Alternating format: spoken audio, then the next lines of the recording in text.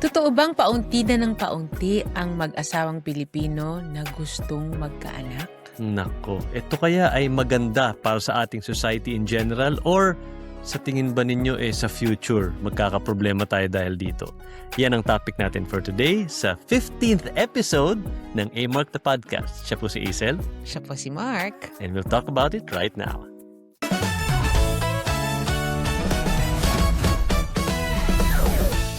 So medyo may stats po tayong pag-uusapan dito, no? We read this online just a few days ago.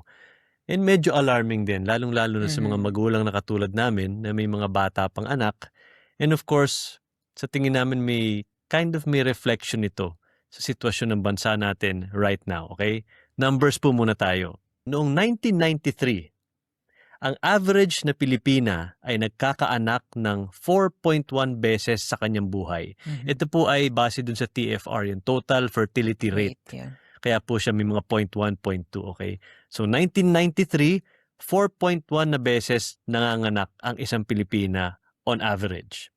Ngayong 2026, 1.7 na lang.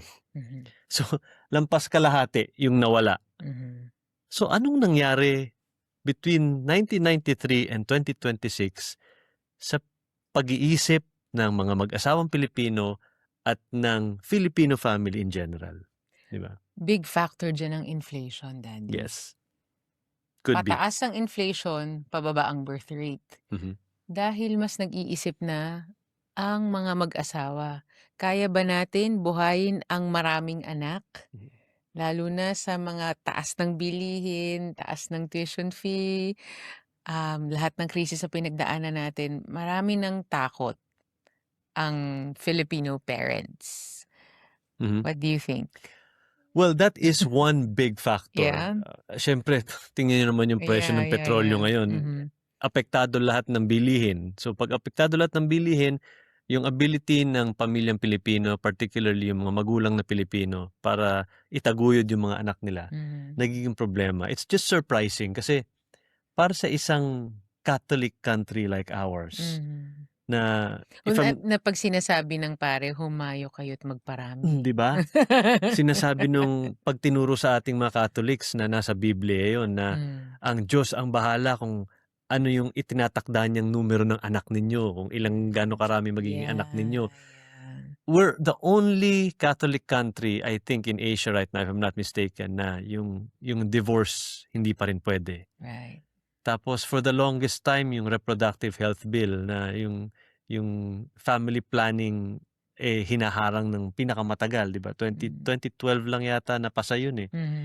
Ibig sabihin, ang tagal-tagal nating hinaharang yung mga reproductive health learnings, reproductive health tools para hindi dumami yung issue ng panganganak natin. Pero ano nangyari? So, ibig sabihin parang sino ba ang pwede nating sabihin nagsimula nitong trend na to, or is it just really a matter of the times, factor na yung times? I think our generation, we are feeling the weight of everything that's happening around us. Excuse me. Hi, Sandy. Bless you. Growing up, sinasabi sa akin ng nanay ko, wag kayong, actually nung nag-asawa tayo or boyfriend, girlfriend pa lang, or nung na-engage, sabi niya, wag kayong magmumultiply ng masyadong marami. Sabi ng mami, 1 o 2 lang. Bakit niya nasasabi yun? Dahil sa karanasan namin, 4 kami magkakapatid, hirap po itaguyod talaga. Siyempre naigapang naman. Pero in terms of quality life na ibibigay mo sa mga anak mo, hirap. Nung panahon nila, kaya tayo, yung generation natin, nakita natin na, ay teka, kailangan mas maganda ang ibigay ko sa aking mga anak ngayon. And how do I do that? By not having Too many kids. Kaya ang average now is 1.7. I think pasok tayo because we have 2. 2, on average. Pero you want a baby brother, patay Sandali po lang. tayo dyan. Nandiyan, nadinig niya. Anyway, Bigla kami kinabahan dun, ah. Drink mute ka muna. Eto po kasi yun, kasi naalala ko nung buhay pa yung grandfather ko, father side, si Lolo Mm. Zoilo po. Ang sabi niya sa amin, "Gusto ko ng maraming apo. Kasi pagka maraming apo, marami akong kakandungin, marami akong yayakapin," ganyan, ganyan. So, napunta rin sa frame of mind ko yun nung magiging tatay na ako. Initially, gusto ko maraming anak. Kasi yung pag-iisip ng mga lolo't lola ko, Mm. ang saya nga naman ng pamilya, 'di Dahil nung ba? panahon nila, uso ang mga 10.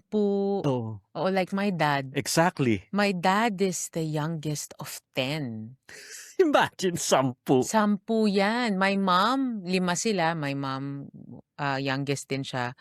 So, feeling ko nung time na yun, yung 5 anak, konti lang yun, right? Mhm, So, yun yata average is 8, 10, mhm.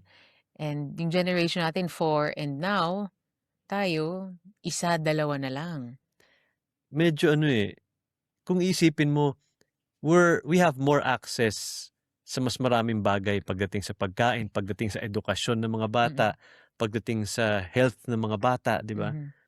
Nung araw wala naman yun, eh, simpleng-simple, eh. Lahat ng pagkain galing sa bakuran nila, Oo. wala silang modern technology para masiguro yung kalusugan ng anak nila, namo-monitor, walang mga gano'n, eh. Hmm. Pero kung mag-anak sila, ang dami. Mhm, mhm. And parang wala silang fear Right, right. na mapapalaki ba natin 'tong mga anak natin the right way? Yeah. Ito po bang mga anak natin, eh, magkakaroon ng magandang Mhm, kinabukasan? mhm.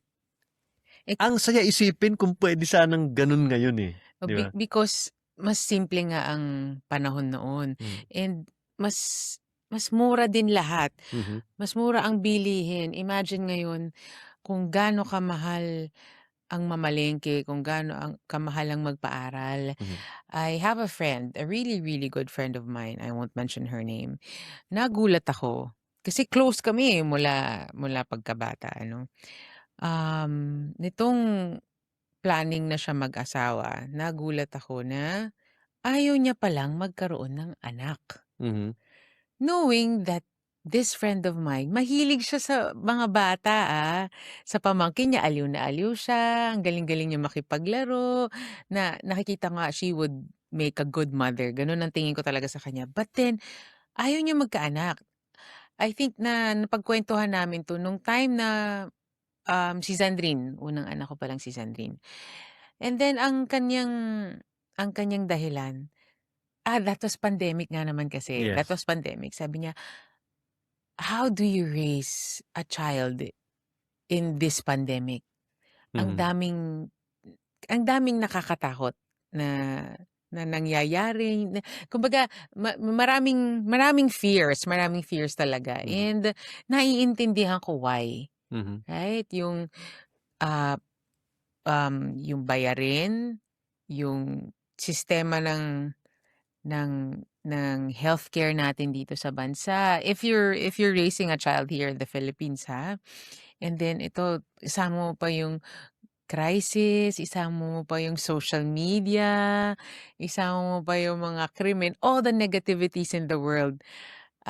Lahat 'yan nagpa-pile up na 'pag sinuma total mo, if you weigh it, do I do I want to raise children in mhm, this generation, or I'd rather just live, uh, by myself with a partner or with my fur babies, mhm, 'di ba? Ako na lang ang tatahak sa mundong ito, rather than, I don't know, burden my children in the yeah. future, 'di ba? Ang daming mga factors kasi environmental, Mm, financial, social na nagbabago po ng mm, matindi mm, na nagiging pabigat sa mga bagong kasal or mga kasal mm. na nagpaplano ng magkaanak. Ang dami mong iniisip na parang nakakapagod at nakakatakot Yeah, bago yeah. ka magdala ng anak dito sa ano. Pero ang sabi kasi nila dito sa alarming numbers na 'to, hindi lang naman daw puwedeng i-apply to generally sa lahat, sa buong Pilipinas. Dahil yung decline sa birth rate, nakikita lang nila daw from middle class and up. Pagdating sa mga mahihirap na komunidad, mahihirap na sityo, mga barangay, Marami pa rin. doon yung mga pamilyang maraming may anak, eh. Magna-numbers po tayo ulit. Mhm, Eto po, sa Calabarzon, yung pinaka-economically active na region sa buong Mhm. Pilipinas, ito pong Calabarzon, Mhm. where we are part of sa Mm. Rizal. Now, ang total fertility rate dito sa Calabarzon is 1.3. So, even lower than 1.7. Yeah. The lowest in the country. Pero sa Metro Manila, 1.4. Great sa Metro Manila area. Mm.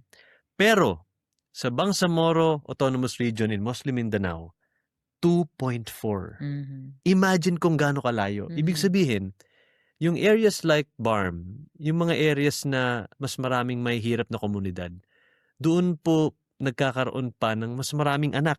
Mm. Kasi nga po, yung family planning needs siguro doon sa mga lugar na yun, hindi pa rin nami-meet ng tama. Pero daddy, hindi naman nagkakalayo rin naman yung numbers. Yes. I mean, as compared to your 1993 data na nasa 4 point something, Correct. nasa 2 point, alam mo, nag-iisip na rin talaga sila, nararamdaman na rin nila. Oh. 'Di ba? Like tayo, pag pinag-uusapan nga natin do we want more after Zemira? Ang Hoy, anong ginaganon-ganon mo? Do you want another baby brother, baby sister? What do you want? What do you want? Another baby sister or baby brother na? Answer, what do you want? Answer. Baby Sister? sister Again? Brother naman, you want? Oo. Pagka nagko-contemplate tayo at nag-uusap, 'di ba? Sabihin natin parang tama na, parang okay na Mm. tayo. Ang ramdam mo ngayon Mm. ang hirap totoo naman napakasaya, iba naman talaga yung fulfillment of, um, seeing a newborn and watching them grow, and then makikita mo yung mga anak mo magkakalaro. But then again, if you look outside parang, wow, Mhm. it's just so crazy outside, ang gulo-gulo. Yeah. Kaya nga kaya nga lumabas yung term na DINK, yung double income, no kids. Kasi yung marami akong kilalang ganyan. Surprisingly, Oo. even in my generation, merong mga ganun. Akala ko doon sa mga bata lang Mm. But looking back at my batchmates na hanggang ngayon wala pang anak but have been married for even longer than me and Aisel, meron sa kanilang ayaw talaga mag-anak. Pero ang ginagawa nila, meron silang mga alagang aso or mga alagang pusa. Mhm. And what's even surprisingly, yes, you too, Mhm. ang ginagawa nila is they just travel. They just go to beaches, go to different countries together, dala nila yung mga pets nila. And that's their concept of family. There's nothing wrong with that, di ba? Mhm. So, kung yung konsepto ng DINK, tanungin mo sa mga lola natin, nako, baka hindi kayo tigilan sa sermo nun, di ba? Paulit-ulit yan ang mga lola-lola natin na magsasabing, "Ay kailan na ba? Oh. Kailan na ba ang apo?" Abay, anong hinihintay ninyong dalawa? Oo, Oh, di ba? Ganun. oo. Iba na lalo na yung generation na mas bata pa sa'tin, Gen Z. Marami ngang nagpapakasal na, we'd rather have, fur babies. We'd Mm. rather have our pets and Mm. take care of them. And talagang with all the grooming at, ise-spoil talaga nila yung pets nila na nakakatuwa when you see them parang, wow, prinsesang-prinsesa. Pero minsan talaga mapapatanong sila, bakit hindi na lang nga anak, Mm. mag-anak kayo? Ang sabi nung Mm. isang kaibigan ko, naka-batch ko din nung college, na hanggang ngayon wala pa rin silang anak, but they have 5 dogs. 5. Magastos din ha? Yun na nga kasi tinan mo Magastos din ang mag-aso. ang sabi nila, pareho lang naman daw yung emotional and financial obligation mo pag nagkaroon ka ng anak or nagkaroon ka ng alaga. Mhm. Pero, yung obligasyon pag meron kang pets, mas maikli. Kasi for That's example, true. like ito, 18 years nyong obligadong alagaan, take care, nurture. Alam mo hindi Di ba? lang 18 Ay, years. Hanggang sa dito sa Pilipinas Oo. hanggang bago mag-asawa yan. Mm. Kung mag-asawa yan 30 plus pa, nasa poder mo pa rin yan. di ba? Oo. Syempre, ang mga pets hindi naman tatagal ng ganong katagal. Mm. The emotional attachment is there, yung pagmamahal is there, yung tutok mo bilang fur parent is there. Mhm. Pero, hindi ganong katagal yung obligasyon mo. Ibig sabihin, mas financially and emotionally less stressful siguro Right. just to have pets than babies. Mhm. Is that a good thing or is it not? 'di ba? Parang Mhm. dumadami kasi, like Yeah, yeah. especially nung pandemic po nag-boom ang pet industry. 'Di Mhm. ba nagkaroon kami ng kliyente just recently na gumawa tayo ng commercial ng ano, Mhm. ng cat food and pet food, 'di ba? Yung industry nila grew by 220% Mhm. from the time na nagsimula ang pandemic to 2026. Mhm. That is a crazy leap. Yeah. Kasi nga po dumadami ang nag-aalaga ng dogs and cats sa kanilang Mhm. bahay, and I think that's also a reflection of what's happening. Yeah, the friends I know na, walang mga anak, but they're in a relationship, sasabihin nila, parang mas masaya maging tita. Oo, isi-spoil nila yung mga pamangkin nila, Mhm, yung mga anak ng mga kapatid o kaibigan nila, and then hihiramin nila. 'Pag umiyak na o ano, time's up na, susoli na nila. Susoli sosoli. nila sa mga magulang nila. And yun nga, yung responsibility, Mhm, yun yung marahil iniiwasan. Kaya ayaw ng magkaanak. mhm, Which again, I fully understand. No judgment here. mhm, I fully understand. Because partly, aaminin ko, as a mom, 5 years old pa lang naman 'to si Zandrine, nami-miss ko. Paminsan sumasagi sa isip ko, nami-miss ko yung buhay dalaga, na you can do anything, you're not tied down. And that's why ikaw, natatawa ka kasi ako din, eh. ikaw din, 'di Miss ko ba? din yung buhay dalaga. I mean, the buhay no, Oo, hindi kami nagsisisi. Of course, we are so happy and grateful that ito, meron tayong mga anak. And not everyone ay nabibiyayaan ng, mga anak, 'di ba? mhm, Pero kaya ko sinasabi 'to because I do understand why couples decide to not have mhm, children. Maybe because that's more important to them, having a sense of family with fur babies, and then living life to the fullest by traveling, and then enjoying the fruits of their labor, like really, um, pamper nila yung mhm, sarili nila, reward nila yung sarili nila with all these fruits of their labor, and that's also a good thing. mhm, Kung gusto mong gano'n, partly ano 'yun nakakainggit 'yun. Kasi, okay, let's travel, let's go here and there without thinking about, "Ay, may maiiwang mga anak kong nag-aaral, hindi tayo hindi puwedeng puwedeng mag-absent, mag-schedule." oo. Oo, 'di ba? So, these are the things na, okay, gets kita why you want this life, Yung right? responsibility part na yan kasi yun ang I think yung isa sa pinakamabigat na rason din, eh. Kasi bukod sa anak, kaya maraming DINK, maraming double income, no kids, kasi yung factor din nung pamilya na inaalagaan mo, 'di Hmm, ba? Ang dami sa'tin yun, hindi mawawala sa atin yung may itinataguyod pang magulang, pinapag-aral pa yung kapatid na bunso, kaya hindi lang yes. isa, minsan 2, 3 pinag-aaral ni ate, 'di ba? Oo, tsaka yung mga linyahan na, yung sweldo ko nga kulang pa sa akin, Yan, magmu-multiply pa mm. ako. Oo, It's yeah, many times it I've heard that, sounds not oo, fair, oo. 'di ba? Kasi kung ibang nationality, ibang kultura ang tatanungin mo dun, magtataka sila, bakit ang dahilan mo para hindi mag-anak dahil nag-aalaga ka ng nanay mo, ng tatay mo, ng kapatid mo? I think that's something culturally other cultures will not understand. Kasi sa Pilipino, likas sa atin yun, eh, hindi papabayaan yung pamilya. But at the end of the day, minsan nagiging factor din yun kung bakit yung kaunting kita na dapat sana isasarili mo ng pamilya, nahahati pa sa 3 dahil meron kang share dun sa Yeah, una mong family. ngayon nga nakikita ko, you choosing not to have children is also being responsible, Mhm.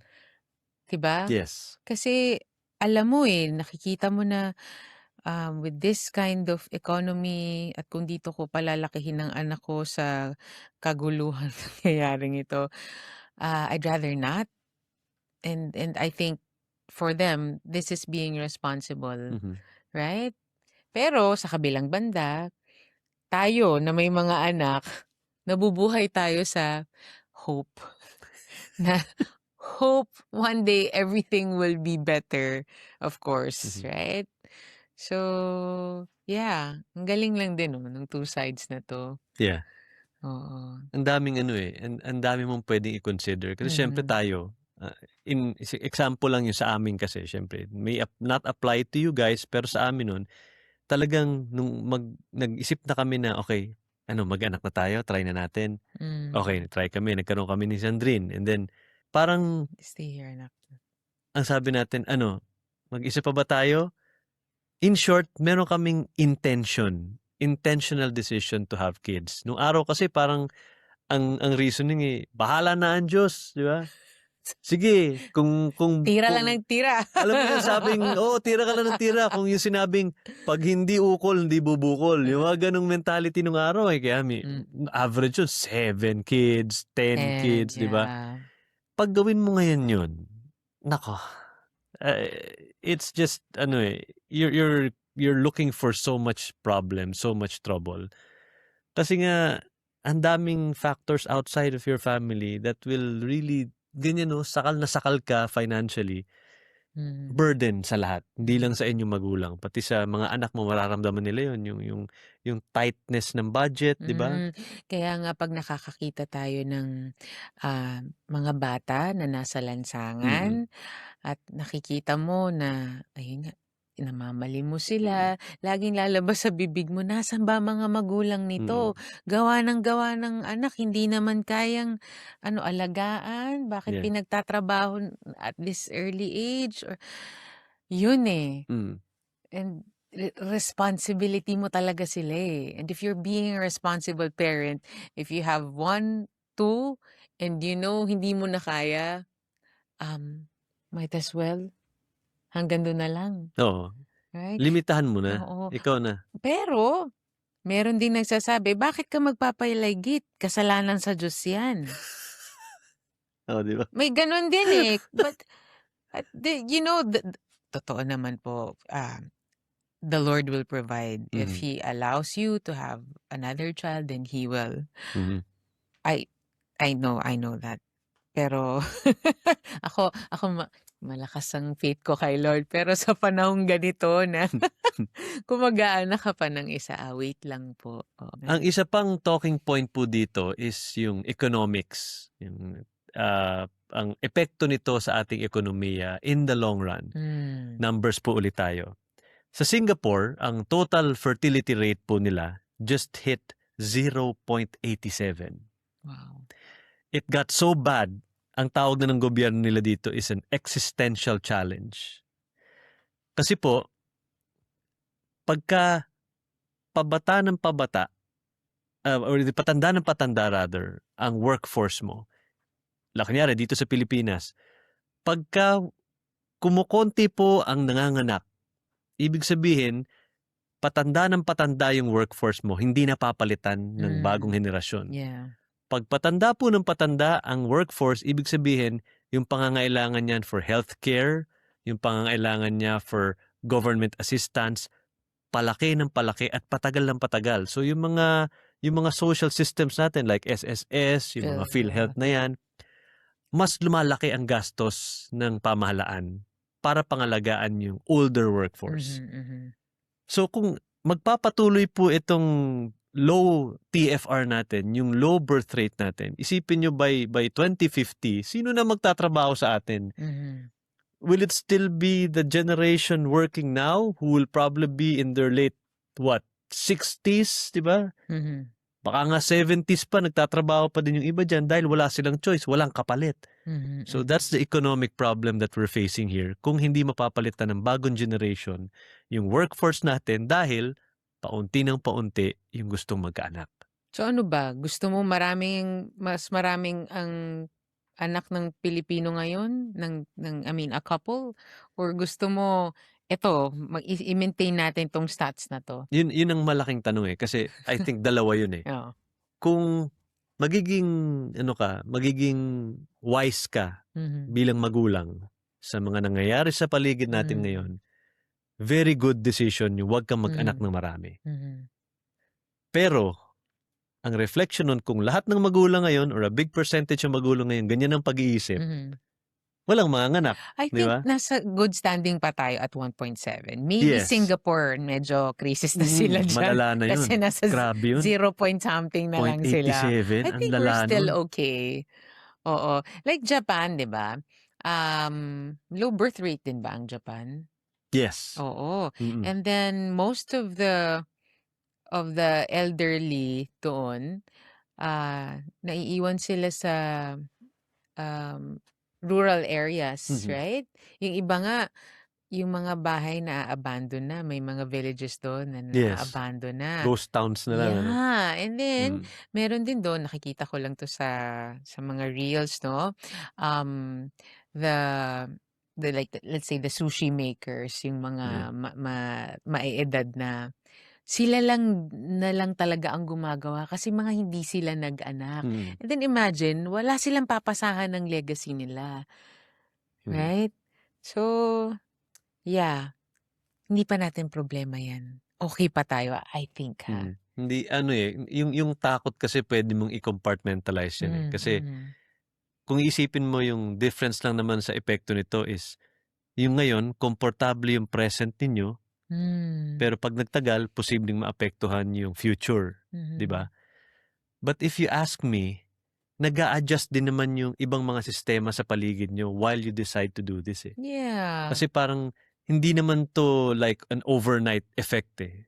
Habang tumatagal 'yan, of course, the government will hopefully do systems to assist Mhm. or to compound on whatever is needed, 'di ba?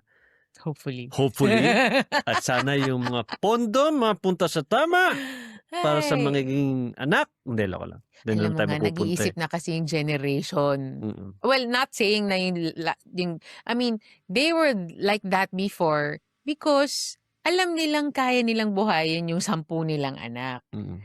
Ngayon hindi mo my gosh, you cannot. I mean, if you're so wealthy then so be it. Oh, time management na nga lang, eh. Hindi ko alam 'pag sinasabing 10 yung anak ng lola ko, ngayon nga lang 2 na nababaliw na ako, may mga gano'n. Ngayon nga lang isa nahihirapan na ako, Mm. yeah. So iba-iba talaga, iba rin naman talaga yung generation natin yun with all the social media, Mhm. with everything that's happening nga, iba.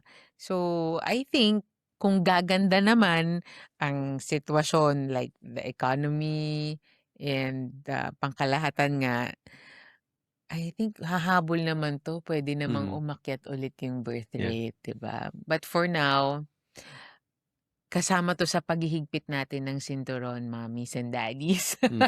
Like, lock it up first. Yes. Not yet. Yung, parang ang sarap baka magsisi, mga ganyan.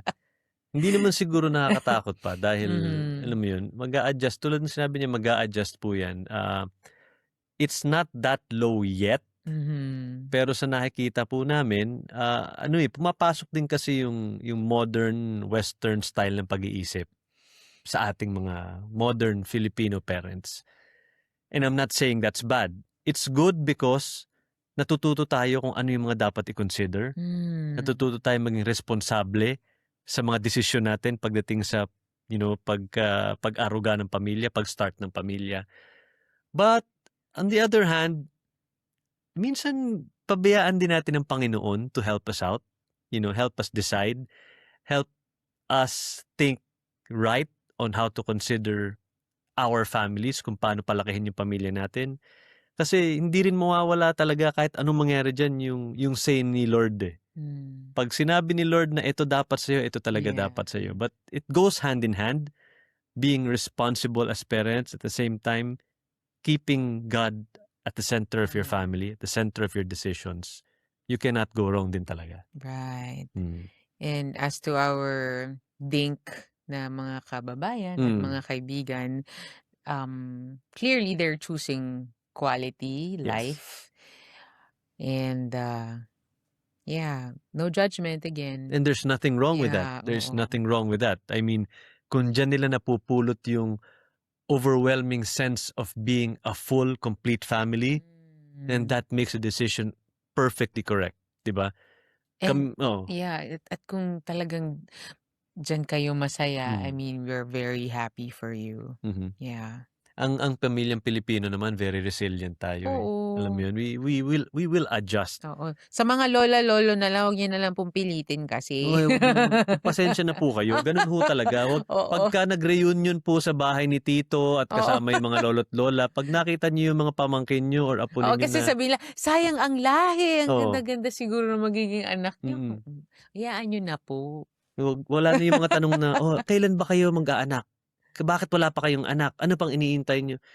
Kanya-kanyang timing po 'yan, lolo, lola. Oo, Oo, ganito na lang po kung magkaroon sila ng anak, abay, hmm, yun ay biyaya ni Lord, yun ay correct. para sa kanila. Pero kung hindi naman po, okey lang din po yun. Saka Ah, kahit kailan naman dumating yung apo niyo mamahalin niyo naman 'yan, eh. Alam niyo namang cute 'yan, 'di ba? So, oo. relax lang kayo, time will Hindi, come. kung hindi man talaga, I Oo, mean, if ayaw talaga nila, mm. o ano, anong sasabihin mo kay lola't lolo? Eh, do'n ka na sa isa mong apo magtanong, 'di ba? Mano na lang po, lolo, Oo, lola, oo. ganyan, okey. Sabihin mo, "Mami, ako ng bahala, anong gusto mo?" Kasi Hmm, may extra money yan kung wala yang anak.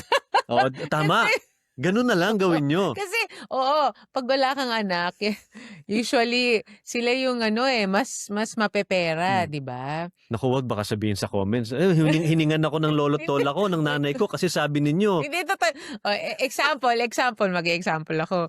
'Di tayo paglalabas, Hmm, kami magkakapatid ano, dalawa sa'min may pamilya, may anak, may mga hmm. anak na, may dalawang single pa. Paglalabas ang sarap buyuin nung dalawang single pa, I mean may in a relationship sila. Pero, ay may extra 'yan. Oo, Kaya binibiro lang naman namin pero gi-give naman sila kasi nga wala pa silang pinagkakaabalahang gastos, wala pa mga responsibilidad. Kaya yun yung sinasabi ko sa mga kapatid ko, "Sarap yan, okey yan, wala pa kayong mm. responsibilidad. Oh, 'pag meron na, galit-galit na tayo," sabi ko. Gano'n naman po talaga 'yan, eh, kasi tayo naman kahit nung hindi pa tayo nag-aasawa or single pa tayo, 'di Oo. ba, madaling hingan, Oo, madaling magbigay because oo. for both sides, alam mo 'yun, Oo, dahil komportable, eh. dahil I mean, tayo kasi bilang magulang, ano bang pinaghahandaan natin, mga college, Mm. 'di ba? Ano pa, mga bahay, lupa, yung mga Grade 2, ganyan. 160 tama ba? Grade Yeah. 2 po, 160,000 Oo, Grade 2? yeah. So, Naku, grabe. kaya nga yung mga dink, talagang yan ang Hmm, exactly naririnig mo sa kanila. Eh, hmm, ikaw nga may anak, yan ang hmm. nirereklamo mo. 'Di ba? Hindi mo naman pag-aaralin yung pusa't aso niyo, oh, 'di ba? Hindi kailangan ng scholarship, pakainin niyo lang, alagaan niyo lang, okey na. So that's as far as responsibility goes. Again, no judgment. Kung diyan niyo nahahanap yung satisfaction and yung pagiging isang pamilya ninyo, that's Mhm, perfectly fine. On our end naman kasi, we really said na, "Okay, we want 2 kids." mhm. Okay? Talagang biniyayaan naman kami, hindi kami nagkaroon ng problema, agad-agad kami nagkaroon ng anak. So, that's the, divine Right. intervention part, eh. Mhm, But that's our decision, 'di ba? May mga iba diyan na kahit hindi gano'n kalaki ang kita, gusto pa rin magkalimang anak. That's all up to you, mhm. decision niyo 'yan. But just make sure na yung quality of life ng mga anak ninyo, yung mga basic na responsibilidad ninyo sa mga anak ninyo is met. Yeah, if that's your idea of living life to the fullest, whether you have children Mhm. or if you decide not to have, yeah, as long as you're Panawagan. happy. Yes, that's the most As important long part. as you're happy.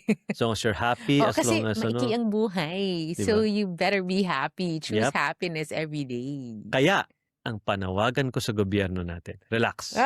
Sige, ikaw Ako na na. una, Ikaw na. ako na una. Tulungan niyo po yung ating mga pamilyang Pilipino. Hmm, Number one, healthcare.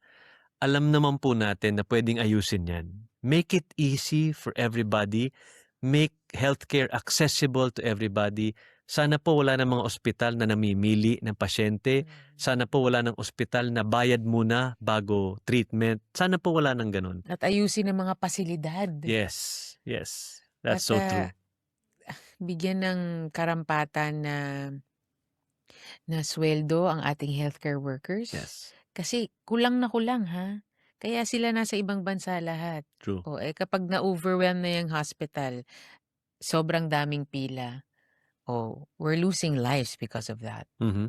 Ay, iba na namang usapan 'tong Ayan, ayan, healthcare ayan, ayan. system. Tumatayo na naman yung balahibo niya.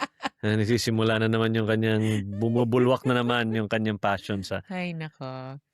basta po ang takeaway po namin dito is that wag muna tayong masyadong mag-worry about that. Dahil ito pong low birth rate, I think somehow, some way, our society will compensate. Mhm. Our government systems will compensate at the same time. And siguro yung pagiging family-centric ng mga Pilipino, I think that helps. Yeah, and there's Yeah. nothing wrong with being honest Mhm. nowadays, because if you really cannot support a Mhm. child, then better not have one. Yep. Right? But kung ikaw ay biyayaan at may takot ka kung kakayanin mo o hindi, nandyan again ang dasal at totoo yun, kapag may anak, siguradong may biyayang ibibigay sa'yo. There's nothing wrong na wala kayong anak. Mhm. Hindi po kayo ginajudge. Wala pong mali yun. Walang mali sa desisyon na hindi magkaanak. Kung nasa tama yung decision making ninyo. Kung nasa tama yung mga factors na kinonsider ninyo. Minsan may mga pamilya din kasi na hirap magkaanak biologically. May mga ganun eh. But Yeah. kung sa tingin ninyo, sa puntong ito ng buhay ninyo mag-asawa ay hindi pa right, hindi pa oras, whether financially or emotionally, psychologically, na mag-anak, it's okay. Huwag niyo papakinggan yung mga sabing, oy, mag-anak na kayo, tandaan niyo na. Kanya-kanyang time po yan. Yes. Kaya, yes. You wanna go? You need to pee? Parang tatalon ka. You need to pee? No, you sit here. Mm. Okay. Ito po ay aming 15th episode na. 16 if you count the intro episode po namin for the podcast. And as promised, ito pong 15th episode is our final episode for season 1. So, ang Is it? It O may is. isa pa? Hindi, kasi 15th full episode ito. Okay. So in short, may 16 uploads na tayo. Pero ito yung 15th natin na full episode. Gets? Kasi meron tayo nung intro, teaser episode. Oh. So that's our 16th. So ang plano po namin talaga is we'll have a surprise for you at the end of season 1. I-announce po namin dun sa aming Facebook page. May Facebook page na tayo. Please follow. Yes, A-Mark the Podcast Facebook page on Facebook. Nandiyan po kami maglalagay ng mga updates, ng mga announcements on anything connected to our podcast.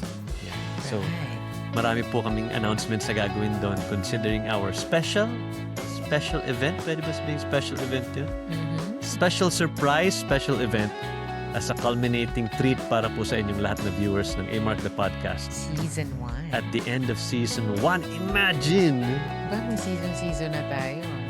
After at pinaghintay namin kayo ng 2 years bago kami nagsimula, pasensya na po kayo. Ito muna mga ito ay natupag namin.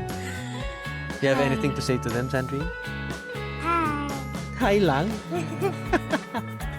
So thank you guys for watching again. Yung mga nag-comment po sa amin in our past episodes. Lahat po ng nanonood, mahal ng mga first episodes po namin na hindi pa podcast related.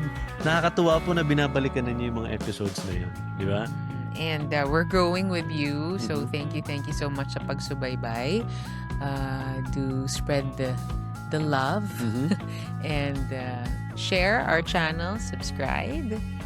And hopefully sa mga susunod pang season, ang dami nun magsama-sama pa rin tayo. Yes. This has been A-Mark the Podcast. Siya po si Hazel. At siya po si Mar. At siya po si... Thank you guys for watching. See you next time. See ya. Abangan niyo po sa aming Facebook page yung mga announcements. Bye!